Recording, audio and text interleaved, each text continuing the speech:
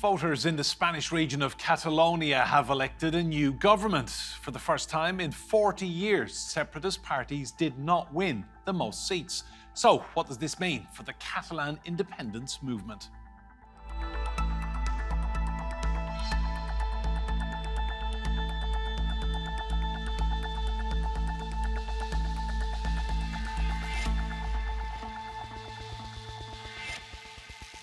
Hello and welcome to Roundtable. I'm Enda Brady. Now, Spain's Socialist Party won the most seats in Catalonia's recent election. Voters prioritised economic and social issues over independence. So, is this a turning point for the separatist movement? Victory for the Socialists in Catalonia, Spain's ruling party nationally. Catalonia today has decided to start up, to function with respect, courtesy and counting on everyone, and also with ambition. With ambition to once again lead Spain economically. His party won 42 seats. The hardline separatist party, Junts, took 35, and the incumbent more moderate separatist party, Esquerra Republicana de Catalunya, had 20. 68 seats are needed to form a government. Catalonia's government was in turmoil since 2017 after then-leader Carlos Puigdemont fled Spain after an illegal independence referendum. While convicted separatists were recently pardoned by the Prime Minister as part of a power-sharing deal, Puigdemont campaigned from France, fearing arrest if he returned to Spain. We are now in a very, very complicated situation, so I don't know how things will work out, because we are on quite thin ice. Meanwhile, the party leader blamed a lack of solidarity for the election result. The facts force a long-delayed reflection within the independence movement on the effects of disunity and also the effects of a lack of a shared strategy. Ahead of the election, polls suggested only 42% supported Catalan independence, while 50% were against. The region is facing a severe water shortage, a cost of living fallout, and years of chronic underinvestment. Catalan voters seem to be more concerned about sorting out these issues rather than breaking free of Madrid, at least for the time being. Well, let's bring in our guests. Joining us is Pablo Calderon Martinez. He's in London. He is an associate professor in politics and international relations at Northeastern University, London. And I'm delighted to say that here with me in the studio is Marah Rayan. She's a Spanish freelance journalist. Pablo, I'll come to you first of all. Is it safe to say that the dream of Catalan independence is now over? Well, I don't know if it's over. I think it's never truly over. Spanish Catalan nationalism has historically come in waves to some extent, and I suppose the same for every other nationalism. But if you think back, maybe in the 1980s, maybe even early 90s, Catalan nationalism was perhaps at its lowest ebb, and it made a comeback. Right? We all know what happened a few years ago. So I wouldn't say it's definitely dead, because it's very unlikely that people suddenly change their minds on a subject and an issue as important as national identity over the last 5-10 years. So I think it's still there, simmering on the surface, but it's definitely a very important result. And if it's not dead, it's certainly hurting. And I think the relevance of the result cannot be underestimated. Many things can happen in coming years. But I think for now, the movement towards independence has certainly suffered a very important setback. So Pablo, perhaps not dead, maybe it's going to be dormant for a little while. Is that a better way of phrasing it? I believe so. I think it's going to be dormant. I think we won't see the end of this, I don't know, for generations. As I said, it's very unlikely that people that back independence maybe 5-10 years ago all of a sudden change their minds and say we don't back independence anymore.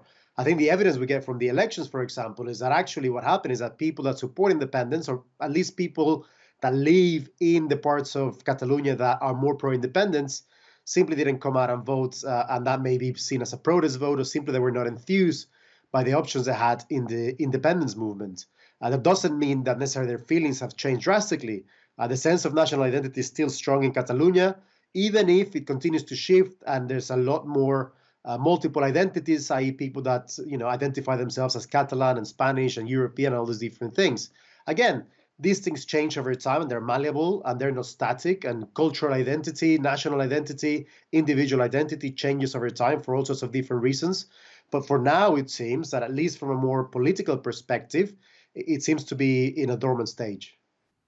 Well, also joining us now from Barcelona is Alvaro Laforet. He is a freelance journalist and professor of journalism at the Autonomous University, and that is in Barcelona. Alvaro, great to see you on Roundtable. Just give us your summary of where Catalan independence now stands. Oh, well, I think this election, the last election, have turned to non-nationalist parties, because in fact the Socialist Party won the election and the independentist parties have not the majority. So it's going to change a lot now the new perspective of the political issue. So Alvaro, you think the issue of Catalan independence will not be a priority for this new government, whoever leads it? Well, at least it won't be a priority for the people, for the citizens. I think citizens are thinking in another things. We need to solve the economy, because after this, with all the process of the Catalan process happens from the 2010 until now, many companies left. So I think society, the Catalan society, is a little bit tired of it. They're thinking about other things. Another thing is how politicians are. Of course, the independentists are trying to push to have to try to get into the government, but the reality is that the socialists has nowadays the key for the presidency of the regional government. Marah, let's wind the clock back to 2017. We were both on the ground in Barcelona reporting back then. I don't know about you, but I got the sense in 2017 that there was almost a revolution brewing on the streets, and it seems to have fizzled out. Yes, so to be able to discuss where the pro-independence movement currently stands, we have to analyze the factors that made 2017 what it was. And we can't really look at the independence movement in a vacuum, because 2017 was unique in the way that it positioned the regional and the central government against each other. There was also the huge presence of international media that's very rare in Spain, following the attack on the 17th of August 2017, and that the regional government at the time took advantage of to basically push for the independence in the form of a spectacle. Carlos Puigdemont and the members of the cabinet at the time knew how to manipulate the situation in favor of what they were trying to do. But I'm saying manipulation loosely here, because I don't think they predicted the outcome of what was about to happen. And by that, I don't mean the arrests or the charges, because this has happened before to Artur Mas, for example, and other former governmental officials. But what I'm trying to say is it's about more how there was never any concrete plan to what would happen once Catalonia was declared a sovereign state.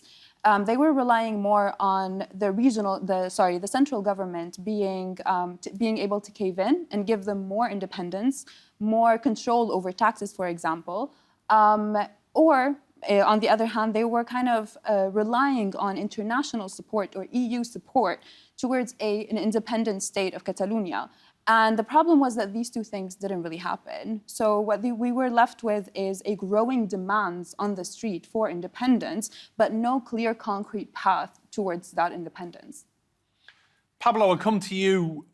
Pedro Sanchez, great political gambler that he is over many years now in Spain, do you feel that he played a trump card in terms of pardoning all of the politicians who were imprisoned over the independence issue in Catalonia, and basically he took that whole issue away and dampened down the flames a bit? Do you think that was a switched-on move, if you like? Yeah, I think you're right. I mean, I'm never going to second-guess Pedro Sanchez again. Every time I do it, he surprises all of us. I think he's the great political survivor. I don't know how much of that is by design or how much of that is just by simply the manner in which he carries things and his style of doing things, but he takes very big gambles, and usually they pay off. And definitely this was one of those big gambles that I would have guessed was going to work out against him. But as you said, I think to some extent what it did accomplish was that it diffused the situation that existed between Catalonia and the central government. I think that's what really played a part, as it was said before, in the 2017 movement for independence, was this sort of antagonism that existed between the Partido Popular, the center-right, that was very much aggressive towards anything that had to do with further autonomy to Catalonia. And then I think Pedro Sánchez pretty much managed to diffuse the whole situation, if not necessarily in the rest of Spain, because I think in the rest of Spain, the issue of the pardon is still very hotly contested. I think at least it managed to do so in particularly the case of Catalonia, where, because he showed this sort of more softer side and then offered this pardon to the leaders of the independence movement, I think to a great extent people may have taken this a little bit more calmly and said, well, maybe the central government is not that bad. And it managed to basically diffuse the situation in Barcelona, which I guess to a great extent explains the great success of the Socialist Party within Catalonia. Having said that, though, I don't think Pedro Sánchez or anybody else could have predicted how badly, in my opinion at least, the independentist movement ran this election and how badly they perform in terms of the campaigning as well. I really thought they were going to be able to enthuse more and they were going to take advantage of these conditions that Pedro Sánchez prepared for them with the pardon and this idea that Puigdemont was going to come back to Catalonia triumphant after this time in exile. But it didn't really quite materialize. I don't think they ran necessarily a great campaign. And I think the Socialist Party, as has been showing for the last few years, ran a very intelligent and very clever campaign. Alvaro, it's interesting, isn't it, that Pedro Sánchez, he was not running in these elections, but he's certainly one of the winners. Yes, but first of all, we have to understand that the Partido Socialista, the Socialist Party in Madrid, is not the same as the Socialist Party in Catalonia. They are a federation. So they have difference. I mean, they are in the same philosophy, but there are two different parties, two different socialist party into one. But that means that I don't think Mr. Illa, the candidate, the socialist candidate to the Generalitat of Catalonia, it's gonna leave the way of being president. I mean, we have to understand that Pedro Sánchez have many things to say, but they won't say anything because the problem now is going to be during this month, is going to start all the treatments, all the alliances that we will see what is happened. But everything will come from Catalonia, not from the central government. Pablo, just want to come back to you. So what happens next? It's over to Salvador Illa to basically get enough support to form a regional government and for him to become president? Exactly. So now is the horse trading. All the negotiations begin. And as we know, that's by no means the easiest thing to achieve. But the reality is, I just simply don't think the independentists just simply do not have the numbers, right? So there's no enough allies there, and there's no way they can form a government, right? And again, I think the parties that perform less well in these elections, particularly the Republican left in Catalonia and the independentist parties in general, I think they're going to be very, very careful of not derailing any possible negotiations because I don't think they want to go back out to the polls, right? I think what they've noticed here now is that the support is simply not there. The population is not as enthused by the subject as they once were. And I don't think if they go back to the people, the results are going to be any better for them. So I think they're going to be very mindful of that. And I think there is a path there for the Socialist Party to form some sort of government, simply because I don't think there is any other alternative other than, as we know, going back to the people. But I don't think anybody, maybe other than the Partido Popular, who may want to go back to the people, right, and may want to create some sort of blockage there. But I don't think anybody else wants that. I don't think anybody else wants a repeat of the election. So I think that's the main motivation for there to be a pathway towards some sort of arrangement. Well, Marah, let's take a look at why some people in Catalonia want independence. Catalans, they have their own unique identity of culture and language, something that's promoted by regional media and public education systems. 7.3 million people speak Catalan in Spain. Catalonia is one of Spain's richest and most industrialized regions. It takes up only 6% of the country's territory. but it accounts for 1/5 of Spain's economic output. And some Catalans believe that their affluent region pays way more to the Spanish government than it gets back. I mean, there is a feeling, isn't there, on the ground in Catalonia that they really do contribute massively to Spain and not enough comes back down onto the street to the real people. Yeah, definitely. I mean, there's no denying that the nationalist sentiments had been brewing for years. I mean, starting from 2009, 2010 economic crisis, and basically then the referendum that took place in 2014, led by Artur Mas, the former president of Catalonia, and every event that happened that led to the eruption of 2017 that could be categorized as the increase of nationalist sentiment.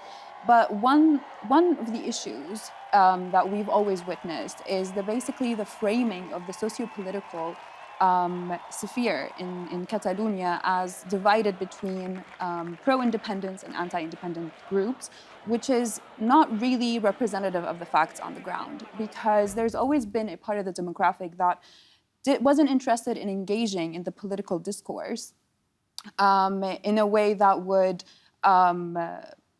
basically frame them as, wanting independence or not wanting independence. And basically there's the demographic, especially because in the voting system, we could actually see that the younger generations of Catalans, the new voters, are not very interested in the outcome, because this is not a priority right now. There are much more priorities on the ground. What do you think the priorities are then for young people in Catalonia? Yeah, so basically, of course, they want to interact with political institutions in a more direct, more practical, solution-oriented way, especially after the impact of the aftermath of COVID-19, of the war in Ukraine, of the climate crisis, that basically puts more problems on this younger generation than an outcome that is basically the independence. So with that said, I believe that we can actually see this manifested in the surveys that were done by the CEO, which is the government-owned survey agency, that showed that there's definitely a decline in the pro-independence sentiment. But at the same time, their majority is still in favor, I think 77% are still in favor of a referendum, which shows us that the people are more interested in practicing their right to self-determination. And this what concerns them more than the outcome that, like I said, might not be a priority at the moment. Pablo, I've heard it said about regional separatist parties, pro-independence parties, whether it be Catalonia or Scotland, for example, that you've got a group of politicians who wake up every morning and their first thought is independence, independence. And people on the street are talking about cost of living, hospital waiting lists, doctors, education, healthcare. Is that a fair assessment, would you think? To an extent, yes, but I don't think independence parties are necessarily different to any other political party that try to make things and elections about very narrow things, very simple things, right? And all political parties try to make the election about what they are good at or what their main priorities are. Of course, I think independentist parties, of course, have an even more narrow agenda, which is all about independence.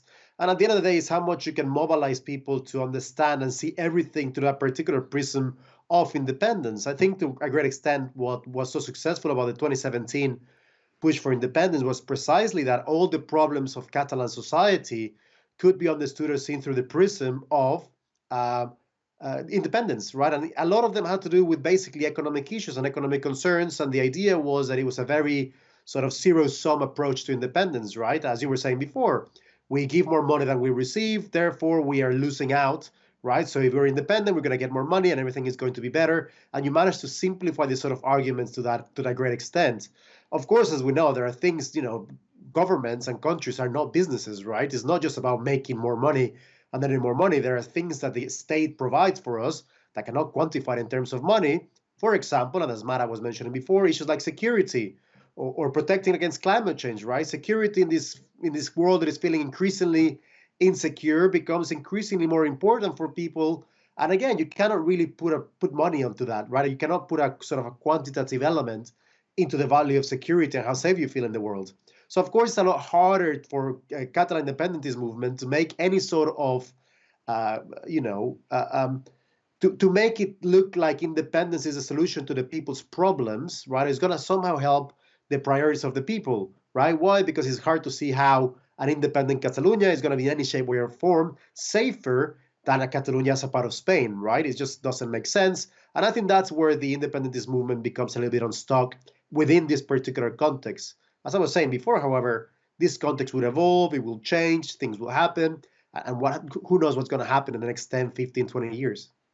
Alvaro, do you think the cost of living crisis played into what we've seen unfold in these elections? Yes, for sure. I mean, the cost of living in Catalonia, in Barcelona particularly, have grown a lot. And this is one of the main problems for the society. As it has been commented before, young people cannot leave homes until the 25 or 30 years old. So this is one of the big problems.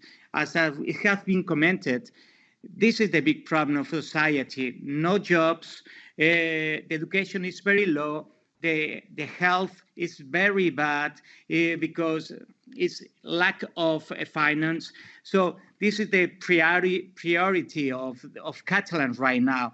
That's why, as it has been commented by Pablo, Catalans have another priorities now, and also nearly half percentage haven't gone to vote.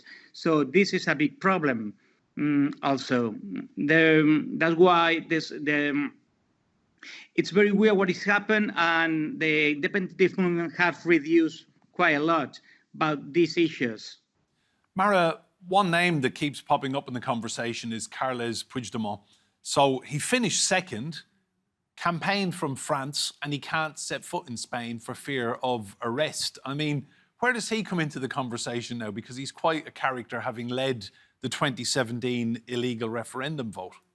Yes, Carles Puigdemont is, of course, a prominent figure in the pro-independence movement and has been that way ever since he took the presidency of the Catalan government. And up until now, you could see that he's not really letting go of it. Although I wouldn't say that he is popular or as popular as he used to be back then in 2017 because of the growing rift that happened between basically the government at the time and the separatists in the streets. And that was shown to us when, for example, there was a unilateral declaration of independence that took place in 2017. And then basically Mariano Rajoy activated Article 50 that basically dissolved the parliament and suspended the parliament and basically took control over the region of Catalonia, which also kind of issued the arrest warrants for several prominent political figures at the time, like Junqueras, Jordi Sánchez, Jordi Cuixart, that basically, and 5 others, of course. And then you kind of see that Carles Puigdemont, along with other members of the cabinet, actually ran away from the country as soon as these arrest warrants were issued. And that basically kind of created the sense that Carles Puigdemont was not ready to kind of take responsibility for the consequences of his actions. So as much as Carles Puigdemont wants to come back, and there's of course a part of the pro-independence movement that want him there because he's the one who led the 2017 demands. But at the same time, I don't know how much the general, Catalan public would actually want him back in government at this stage. That's a good question, actually. Pablo, I'll put that to you. Do you think people in Catalonia want to see Puigdemont back? Well, clearly the majority don't because as a result of the election. So that tells us something. But I think the problem with Puigdemont is that he is as loved as he is divisive, right? So probably as many people love him as loathe him. And that's never a good combination for any politician, right? Any politician that wants to succeed has to be sort of equally disliked by everybody, right? And I don't think that's the case for Puigdemont. I think he provokes a lot of very, very strong reactions. And again, that puts off a lot of people in the center ground that maybe they're a little bit in favor of independence, but in reality, they don't want to see their lives upended. They don't want to see the same troubles. They don't want to see, a revolution, right? Because simply that's not their priority, right? A lot of people may want independence, but they don't want to die in the streets getting it, right? And I think because he's become such a divisive figure in Catalonia and across Spain, it puts a lot of people off from voting for him. And also, I think, again, I go back to my point, I don't think his campaign was particularly The best argument, again, it was all about independence. It was all about independence. It was all about we're going to pick up where we left off. And he didn't realize that, the country and the world have moved on from that particular moment in time. And again, because Pedro Sanchez managed to take away that sort of antagonism with the central government to a great extent, I think his whole rhetoric and his whole approach to the election was not particularly successful. And the results of the election show that. So what happens next to Puigdemont, I have absolutely no idea. At some point, he said he would retire from public life if he didn't win the election and he didn't manage to be the next president of Catalonia. It looks like he's not going to achieve that. If he's going to step away and run into the sunset, I doubt it, but you never know. Marah, Pablo, Alvaro, thank you all so much for your insight. Remember, you can see more discussion and debate on our YouTube channel. Just search for Roundtable TRT World. And if you like what you see there, please do hit that subscribe button. But for now, from me and Brady and all of the team here, goodbye and thank you for watching.